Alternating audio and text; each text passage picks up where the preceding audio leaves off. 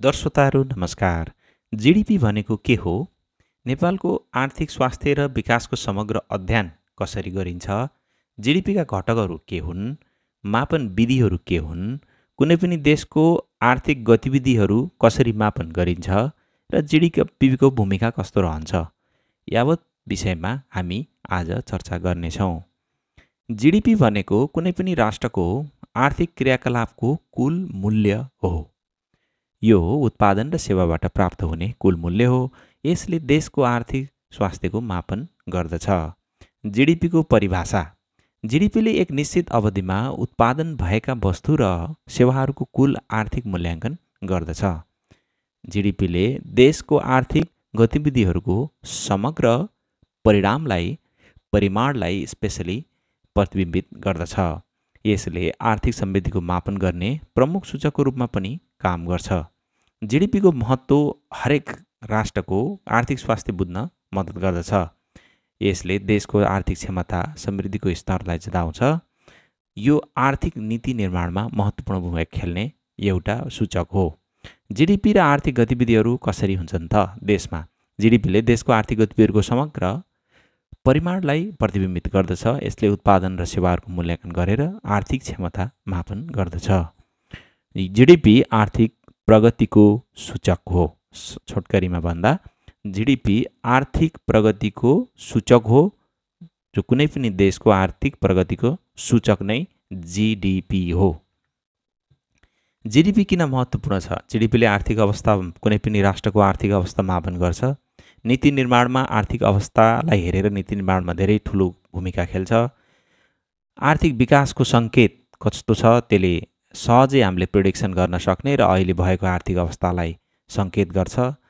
रोजगार र जीवनस्तरमा कस्तो प्रभाव पारिरहेछ त्यो देशमा, त्यो कुरालाई पनि सहजै बुझ्न मद्दत गर्छ। जीडीपीले देशको आर्थिक अवस्था वृद्धि दर बुझ्न महत्त्वपूर्ण आधार दिन्छ। यसले देशको आर्थिक स्वास्थ्यको सङ्केत दिन्छ। जीडीपीको माध्यमबाट आर्थिक स्थिरता र अस्थिरताको मूल्याङ्कन गर्न सकिन्छ। जीडीपीको वृद्धिले विकास जनाउँछ, विकासको सङ्केत जनाउँछ। यसले देशको समग्र आर्थिक प्रगतिको मापन गर्दछ। घट्दो जीडीपीले आर्थिक मन्दीको सङ्केत दिन्छ। जीडीपी घट्दै गयो भने कुनै पनि राष्ट्रको त्यहाँ आर्थिक मन्दी आउने सम्भावना बढिरहन्छ। जीडीपीले सरकार, लगानीकर्ता र नीति निर्माणका आर्थिक नीतिहरू निर्धारण गर्न सहयोग गर्छ। यसले आर्थिक योजना बनाउनको लागि आधार प्रदान गर्दछ। नीति निर्माणमा यसको डाटा महत्त्वपूर्ण मानिन्छ। रोजगार, आय, जीवनस्तरमा पर्ने प्रभावलाई पनि जीडीपीले सहजै अङ्कित गर्न सक्छ। यसले जनताको आर्थिक स्थितिमा प्रत्यक्ष असर पुर्याउँछ। आर्थिक सुधारका लागि जीडीपीको विश्लेषण आवश्यक हुन्छ। जीडीपीका घटकहरू उपभोग, लगानी, सरकारी खर्च र शुद्ध निर्यात हुन्। घर परिवारका व्यक्तिहरूले गर्ने खर्च, व्यक्तिगत खर्च, उपभोग गर्ने क्रियाकलापहरू सम्पूर्ण उपभोगमा आउँछन्। र सरकारी खर्च सरकारद्वारा गरिएका सार्वजनिक सेवा र पूर्वाधारमा खर्च जीडीपीको तेस्रो घटक हो। यो दोस्रो घटक चाहिँ लगानी हो। व्यवसाय र उद्योगीहरूले गरेका पुँजीगत खर्चहरू जीडीपीको महत्त्वपूर्ण घटक हो। यसलाई चाहिँ पुँजीगत खर्च पनि भनिन्छ बजेटको। यसले उत्पादनशीलता र आर्थिक वृद्धिमा योगदान पुर्याउँछ। लगानीले दीर्घकालीन आर्थिक स्थायित्वको आधार तयार गर्छ। शुद्ध निर्यात भनेको हामीले चाहिँ हाम्रो देशमा उत्पादन भएको वस्तु अरू देशमा हामीले बेच्ने, शुद्ध निर्यात पनि यो चौथो घटक हो। यी सम्पूर्णको सम्मिश्रण नै जीडीपी हो। शुद्ध निर्यातले देशको आर्थिक प्रतिस्पर्धात्मक र व्यापारिक सम्बन्धलाई प्रतिबिम्बित गर्छ। जीडीपीको सूत्र भनेको उपभोग प्लस लगानी प्लस सरकारी खर्च प्लस निर्यात माइनस आयातको प्रतिफल नै जीडीपी हो है।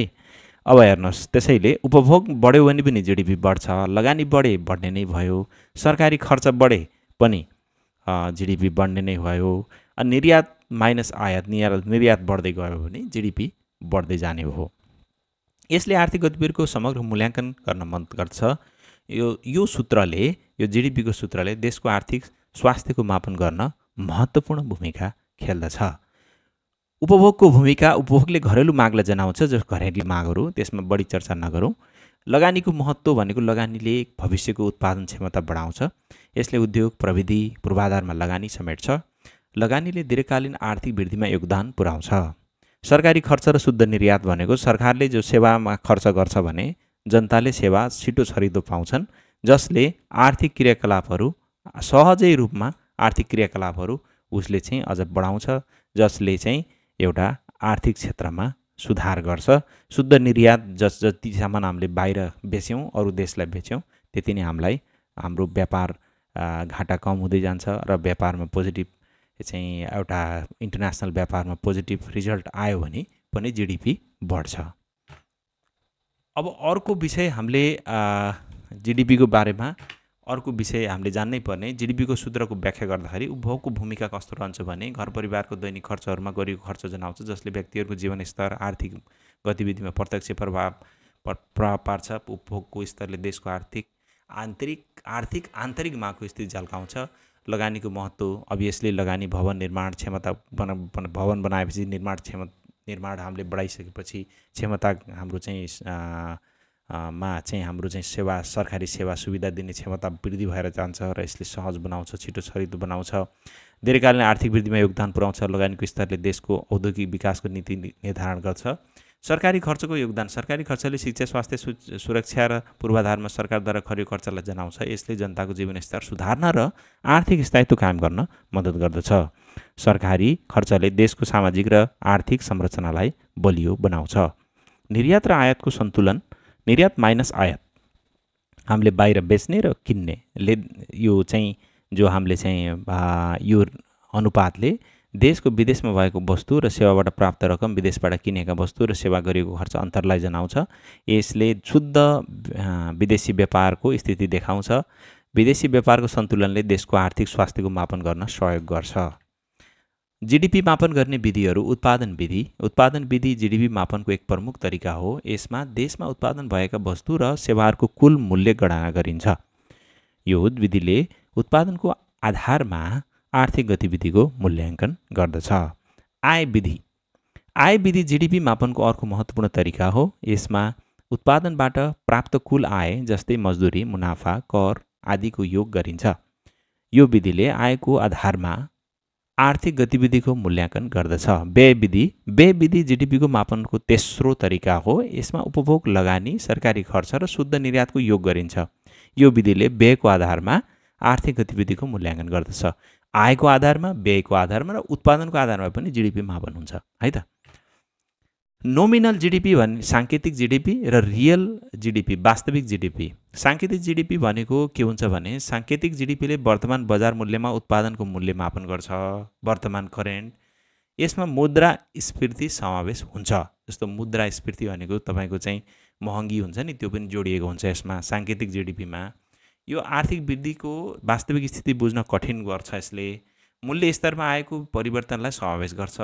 यो अल्पकालीन आर्थिक विश्लेषणको लागि उपयोग हुन्छ। जस्तो सठिक हामीले चाहिँ यस्तो हुन सक्छ भनेर त्यसरी चाहिँ हामीले सठिक रूपमा लिन सकियो। नोमिनल जिडिपी जसरी हामीले चाहिँ क्याल्कुलेट गर्छौँ, यसमा महँगी पनि जोडिन्छ। यो एक्चुअल हुँदैन। एक्चुअल वास्तविक जिडिपी चाहिँ वास्तविक जिडिपीले मुद्रास्फीतिलाई समायोजन गरेर उत्पादनको वास्तविक परिमाण मापन गर्छ। वास्तविक जिडिपीले आर्थिक वृद्धिको वास्तविक स्थिति बुझ्न मद्दत गर्दछ। मूल्य स्तरमा आएको परिवर्तनलाई हटाउँछ। यो दीर्घकालीन आर्थिक विकासको सही चित्र प्रस्तुत गर्दछ। यो आर्थिक नीतिहरूको प्रभावको मूल्याङ्कन गर्न उपयोगी हुन्छ।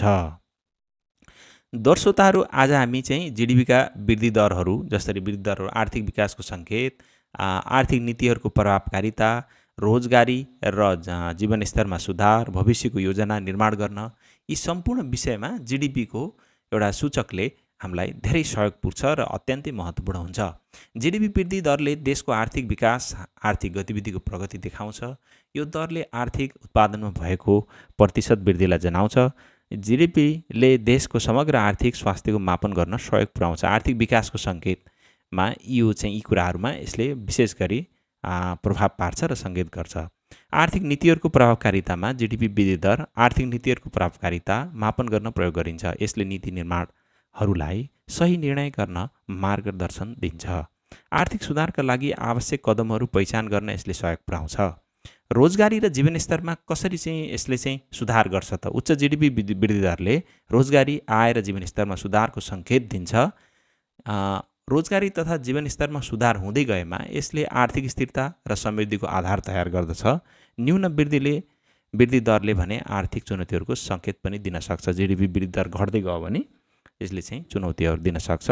भविष्यको योजना निर्माण गर्न जीडीपीको वृद्धि दरले लगानीकर्ताहरू र नीति निर्माताहरूलाई भविष्यको योजना बनाउन सहयोग पुर्याउँछ। यसले आर्थिक सम्भावनाहरूको विश्लेषण गर्न आधार प्रदान गर्छ। आर्थिक रणनीतिहरूको प्रभावकारिता सुनिश्चितता गर्न यसले महत्त्वपूर्ण भूमिका खेल्छ। साथै शेयर बजार आर्थिक गतिविधि हुने सम्पूर्ण क्षेत्रमा जीडीपीको आधार पनि एउटा चाहिँ महत्त्वपूर्ण भूमिका खेल्छ जीडीपीले, त्यसले आधार तयार गर्न। बाँकी जीडीपीका सीमाहरू आय असमानता र सामाजिक न्याय। जीडीपीले आय असमानता र सामाजिक न्याय जस्ता महत्त्वपूर्ण पक्षहरू समेट्दैन। यसले केवल आर्थिक उत्पादनको मात्र मापन गर्छ, जीवनस्तर भावनाको काम गर्दैन। यसले एक्चुअल आर्थिक गतिविधिको मात्रै मापन गर्छ। जनतालाई के गरियो, कहाँ दान दियो, के गरियो, यस्तो किसिमको केही पनि यसले गर्दैन। जीवनस्तर र स्वास्थ्य जस्ता पक्षहरूलाई यसले सम्बोधन गर्दैन। पर्यावरणीय प्रभावको उपेक्षा गर्छ जीडीपीले। पर्यावरणीय प्रभावलाई ध्यानमा राख्दैन। जस्तो अहिले चाहिँ ड्रिल बेबी ड्रिल भनेर डोनाल्ड ट्रम्पले अहिले चाहिँ एउटा फोसल फ्युल उत्पादन गर्ने कुराहरू ल्याउनु भएको छ। त्यसले गर्दाखेरि कन्टिन्यू गर्दै जाँदाखेरि पोल्युसन बढ्ने र वातावरणलाई प्रभाव पार्छ। तर त्यो चाहिँ जीडीपीले काउन्ट गर्दैन। डोनाल्ड ट्रम्प एउटा व्यवसायी भएको कारणले उहाँले चाहिँ सधैँ यो पर्यावरणीय प्रभावलाई ध्यानमा राख्नुहुन्न। उहाँले बिजनेसम्यान हो, त्यही भएर चाहिँ त्यो कुरा एउटा उदाहरण लिन सकिन्छ त्यहाँबाट। यसले प्राकृतिक स्रोतको क्षतिलाई मापन गर्दैन। पर्यावरणीय संरक्षणको अवस्था जनाउन असमर्थ छ भनेपछि जति नोक्सान भए पनि जेसुकै भए पनि आर्थिक गतिविधिहरू जस्तो उपभोग भयो, अनि त्यसपछि सरकारी खर्चहरू भयो, अनि शुद्ध तपाईँको चाहिँ यो व्यापार निर्यात र आयातको चाहिँ जो चाहिँ अन्तर छ, अनि तपाईँको चाहिँ वृद्धि कसरी भएछ देशमा चाहिँ ती सम्पूर्ण आर्थिक गतिविधिहरूलाई मात्रै यसले गर्ने भयो।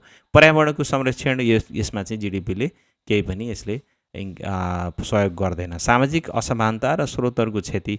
जीडीपी वृद्धिले कहिलेकाहीँ सामाजिक असमानता बढाउँछ, कोही धनी कोही गरिब त्यस्तो खाडल बनाउँछ। यसले प्राकृतिक स्रोतको क्षति निम्ताउँछ। जस्तो प्राकृतिक साधनहरू हामीले दोहन गर्दै गयौँ भने पछि गएर हामीलाई चाहिँ पर्यावरणीय समस्या पनि हुनसक्छ। यसमा चाहिँ जीडीपीले क्षति गर्न सक्छ। यो नकारात्मक पार्ट हो। यसले दीर्घकालीन विकासलाई असर पुर्याउन सक्छ। दीर्घकालीन विकास केही समय त द्रुत गतिमा विकास होला, तर फेरि पछि गएर फेरि त्यसलाई चाहिँ मेन्टेनेन्स गर्न हामीलाई बढी समय र बढी खर्च लाग्न सक्छ। त्यो चाहिँ एउटा हाम्रो च्यालेन्ज हो। समग्र आर्थिक मूल्याङ्कनको आवश्यकता। आर्थिक विकासको समग्र मूल्याङ्कनका लागि जीडीपी मात्र पर्याप्त छैन, अन्य सूचकहरू प्रयोग आवश्यक छ। यसले आर्थिक सामाजिक र पर्यावरणीय पक्षलाई समेट्न मद्दत गर्दछ। विश्वका वैश्विक जीडीपी रेकर्डहरू हेर्दाखेरि अहिले पनि अमेरिका पहिलो स्थानमा, चाइना दोस्रो स्थानमा, एवं तपाईँहरूले जीडीपी चाहिँ हामीले चाहिँ सरस्वती यहाँ तपाईँहरूले हेर्न सक्नुहुन्छ कति ट्रिलियन डलरको जीडीपी छ। यो चाहिँ एउटा उदाहरण मात्रै हो, 2024 चाहिँ डेटा हो यो। विश्वका ठुला अर्थतन्त्रको सूची। विश्वका सबैभन्दा ठुलो अर्थतन्त्र जीडीपी अनुसार सूचीकृत छन्। यी अर्थतन्त्रहरूले विश्वव्यापी व्यापार लगानी आर्थिक नीतिमा महत्त्वपूर्ण भूमिका खेल्छन्। यी जीडीपी यस्तो यति ट्रिलियन डलर अमेरिकाको छ, अनि जीडीपी ग्रोथ कति भइरहेछ। चाइनाको चाहिँ 4% ग्रो भइरहेछ भनेपछि इन ऱ्यापिड वे चाइनामाथि ग्रो भइरहेछ। जीडीपीको आधारमा तुलना गरिन्छ ती देशहरूको शक्ति प्रभाव, देशले अन्तर्राष्ट्रिय र आर्थिक सम्बन्धलाई कस्तो प्रतिस्पर्धालाई कसरी चाहिँ मेन्टेन गरेका छन्। अर्थतन्त्रको भूमिका। ठुलो अर्थतन्त्रको विश्वव्यापी व्यापारमा योगदान पुर्याउँछ। यी अर्थतन्त्रहरूले लगानीको प्रभावलाई निर्देशित गर्छन्। तिनीहरूले आर्थिक नीतिहरूको नेतृत्व प्रदान गर्दछन्। अन्तर्राष्ट्रिय सम्बन्ध र प्रतिस्पर्धा। जीडीपीको अध्ययनले अन्तर्राष्ट्रिय आर्थिक सम्बन्धलाई स्पष्ट पार्छ। यसले देशहरू बीचको प्रतिस्पर्धालाई बुझ्न सहयोग पुर्याउँछ। यो आर्थिक रणनीतिहरूको विकासमा मार्गदर्शन दिन्छ। आउनुहोस् अब अन्तिम स्लाइड हो यो। नेपालको वर्तमान जीडीपी नेपालको 80-81 करिब 61 खर्बको जीडीपी आकलन गरिएको छ। 57 खर्बको थियो जीडीपी लास्ट इयरको, अलि 61 खर्बको जीडीपी हुने आकलन गरिएको छ। आर्थिक वृद्धिको सङ्केत यो राम्रै, आर्थिक वृद्धि दर राम्रै भएको छ। यहाँ 2007 देखि वृद्धि दर पर क्यापिटा इन्कम पनि हेर्न सक्नुहुन्छ तपाईँको राइट साइडमा, यो साइडमा पर क्यापिटा इन्कम बढिरहेको अवस्था छ। $1433 पुगेको छ अहिले। 57 खर्ब अनि 61 खर्ब हामीले चाहिँ अपेक्षा गरेका छौँ आगामी 2026सम्म, 2025 को लास्टसम्म हैन। जीडीपीमा क्षेत्रीय योगदान चाहिँ नेपालको चाहिँ कृषि सेवा उद्योग पर्यटन क्षेत्रको योगदान महत्त्वपूर्ण छ। यी क्षेत्रहरूले देशको आर्थिक आधारलाई मजबुत बनाएका छन्। आर्थिक गतिविधिलाई तीव्र बनाउने क्षेत्रको भूमिका उच्च छ। आर्थिक नीतिहरूको प्रभाव पनि पर्छ जीडीपीमा। अफकोर्स आर्थिक नीतिहरूको आगामी वर्षहरूमा जीडीपी वृद्धि दरलाई सुदृढ बनाउन लक्ष्य राखेका छन्। यी नीतिहरूले देशको आर्थिक स्थायित्वलाई सुनिश्चित गर्न मद्दत पुर्याउँछ। विकास योजनाहरूको दीर्घकालीन आर्थिक वृद्धिमा योगदान पुर्याउँछ। आर्थिक वृद्धिको सङ्केत नेपालको जीडीपीले देशको आर्थिक प्रगतिको सङ्केत गर्छ। बिस्तारै बिस्तारै पर क्यापिटा इन्कम बढिरहेको छ। कोभिडको टाइममा थोरै घटेको थियो, फेरि बढेको छ। अनि यो वृद्धिले रोजगारहरूको अवसर सिर्जना गर्छ र देशको समग्र आर्थिक विकासलाई गति दिँदैछ भन्ने सङ्केत गर्छ। समग्रमा नेपालको पनि जीडीपीले बिस्तारै सुधार उन्मुख छ। बाँकी अहिले चाहिँ विभिन्न चाहिँ अनफर्चुनेट घटनाहरू पनि घटे, यसले गर्दाखेरि अलिकति असर गर्ला, तर समग्रमा हेर्दाखेरि नेपाललाई चाहिँ एउटा गति लिन आवश्यक छ, तर जीडीपी चाहिँ ग्रोथ चाहिँ पोजिटिभ साइडमै छ। Thank you for watching.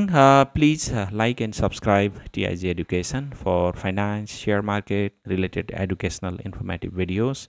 बाँकी म अगाडि भिडियोमा भेट्ने छु। तपाईलाई लागेका डाउट जीडीपी को बारेमा, यसले शेयर बजारमा कस्तो भूमिका खेल्छ, जीडीपी वृद्धि गर्ने र कस्ता कस्ता कुराहरुमा नेपालले ध्यान दिनुपर्छ, यस्तो सम्पूर्ण विषयमा लागेको जिज्ञासाहरु छ भने कमेन्ट गर्नुहोला। बाँकी अर्को भिडियोमा फेरि भेटौँला। म अझ सरसर्ती अझ सहज र बनाउने तरिकाले, कुनै पनि विषयवस्तुलाई सहज बनाउने तरिकाले म भिडियोहरु लिएर आउँछु। बाँकी नेक्स्ट भिडियोमा भेटौँला। हस् त, धन्यवाद। Good night. आउँदै गरेको विजयदशमी तथा तिहारको यहाँहरु सम्पूर्णलाई छठ पर्वको शुभकामना छ। Take care, have a good time.